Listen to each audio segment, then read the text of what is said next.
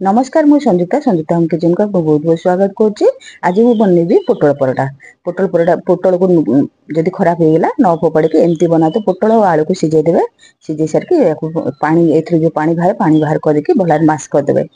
कड़े तेल दे गोटा जीरा गोटे चम्मच, अदा कोरा हाफ इंच अदा कोरा, हल्दी पाउडर, कसूरी मेथी, छोले मसला गोटे चम्मच ये सब पकई देबे। एथरे लूण पकई भलारे कषिदेबे। कषि सारा पर अटा दलिकी अटार तेल आ लुण पकईकी दलिदेवे भलारे सफ्ट कर दलिदेवे। रुटी कर बेलिकी एमती पूरा देकी पद करके परोटा करी खाइबे। बहुत बढ़िया लगे सकाळ जलखिया एमती बनातु समस्ते पसंद करेंगे। जदि मो रेसिपी भल लगे लाइक शेयर सब्सक्राइब करेंगे। पाखे बेल आइकन क्लिक करेंगे जहाँद्वारा मोर अपलोड होता नुआ नुआ वीडियो नोटिफिकेशन पाइपर। कमेंट द्वारा जनइबे केमती बना है।